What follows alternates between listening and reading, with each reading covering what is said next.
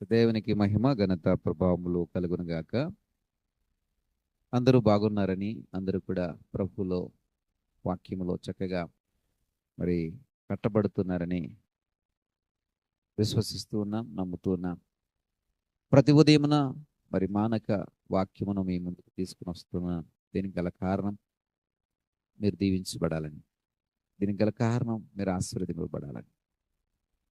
ప్రియ సహోదరుడా, సహోదరి, దేవుని యొక్క ఈ ఈ కృపా వాక్యాన్ని మీకు పరిచయం చేయడం ద్వారా మీ ఆత్మీయ స్థితి, విశ్వాసపు జీవితం, భక్తి కలిగినటువంటి ఈ భక్తి అనుభవం మీకు, మీ కుటుంబాలకు దీవెనకరంగా మార్చబడుతుందనేటువంటి సదుద్దేశాన్ని మేము కలిగిన వారమే పరిచర్యను మేము ముందుకు తీసుకొస్తున్నాం. ఆదరిస్తున్నారు. అనేక మంది మరి వాక్యములను వింటూ ఉన్నారు. కొంతమంది ఫోన్లు చేసి మరి ప్రార్థన కొరకు ఫోన్లు కూడా చేస్తున్నారు. మరి ఎంతో సంతోషం, ఎంతో ఆనందం కలుగుతుంది. అయితే మరింత ఎక్కువ మంది ఈ యొక్క పరిచర్యను చూడడానికి, ఈ పరిచర్యలో పాలిభక్షలు కావడానికి మీ వంతుగా మీరు విన్నటువంటి ఈ యొక్క మేల్కొల్పు మాటల్ని మరికొంతమందికి పరిచయం చేయండి. మీ కుటుంబీకులకు పరిచయం చేయండి, స్నేహితులకు పరిచయం చేయండి, కావలసిన వారికి పరిచయం చేయండి.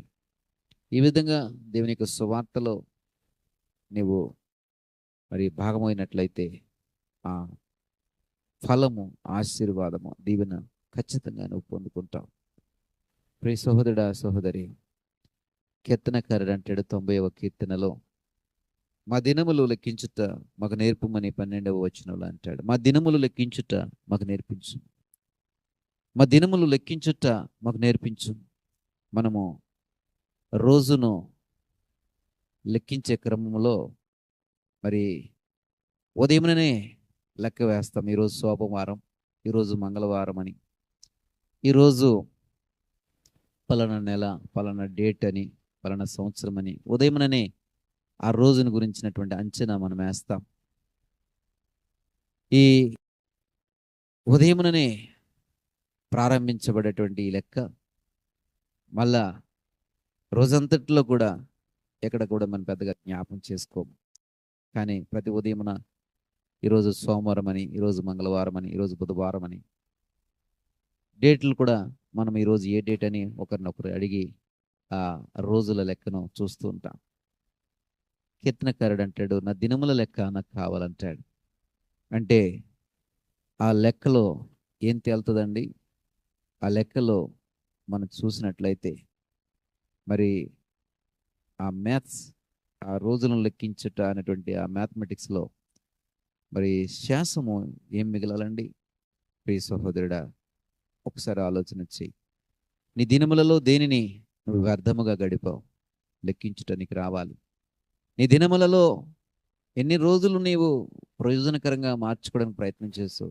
నీకు లెక్కించుట రావాలి. ఎన్ని రోజులు ప్రభువు మీద ఆనుకొని ప్రభు వైపే చూస్తూ నువ్వు నడిచావు? ఈ లెక్క వేయడం నీకు రావాలి. ప్రార్థన అనుభవంతో నీ రోజులు ఎలా గడుస్తున్నాయో నీకు లెక్క వేయడం రావాలి. నీ కుటుంబం కొరకు నువ్వు ఏమి చేస్తున్నావో లెక్క వేయడం నీకు రావాలి. నీ ఆత్మీయ స్థితి కొరకు నువ్వు ఎలాగా ప్రణాళిక సిద్ధపరుచుకుంటున్నావో లెక్క వేయడం నీకు రావాలి. ప్రియ సహోదరుడా, ఈ దినములు ఇట్టే గడిచిపోతూ ఉంటాయి.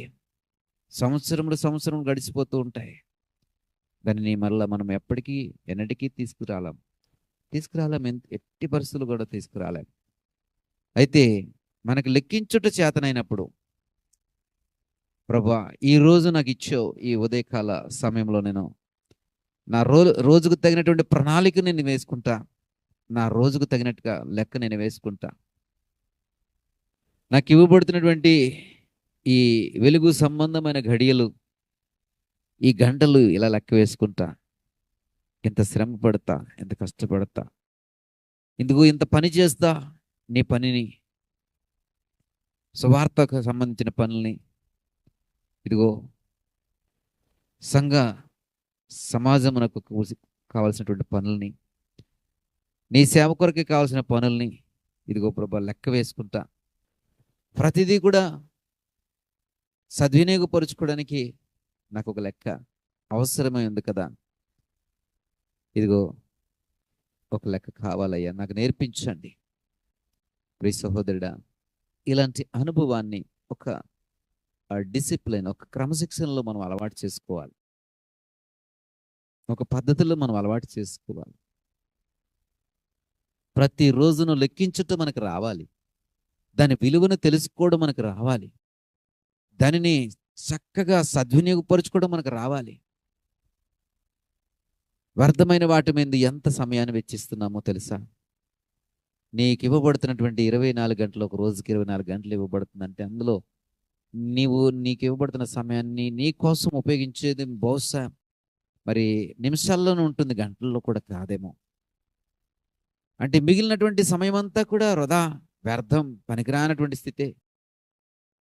నీవు ఒక్కసారి ఆలోచన చేయి. కేవలం నిమిషాల్లోనే నువ్వు ఇంత ఆలోచన నీకోసం చేస్తుంటే నీ బ్రతుకు అలా సాగిపోతుంది కదా. అలాగే మరి పూర్తి సమయాన్ని, పూర్తి రోజును, నీకు ఇవ్వబడుతున్నటువంటి పూర్తి ఆయుస్సును సరైన రీతిలో ఆలోచించి, సరైన రీతిలో ఉపయోగించుకుని, సరైన రీతిలో దాన్ని సద్వినియోగపరచుకోవడానికి ఒక చక్కటి స్ట్రాటజీ లేదా ప్రణాళిక నువ్వు ఏర్పరచుకుంటే ఎలాగుంటుందో ఒకసారి ఆలోచించి. సహోదరుడా, సహోదరి, ఈ మాటలు నీకు రుచిస్తే ఎంత బాగుండు. లెక్కించుట నేర్చుకున్నట నీకు ఇష్టమైతే ఎంత బాగుండు.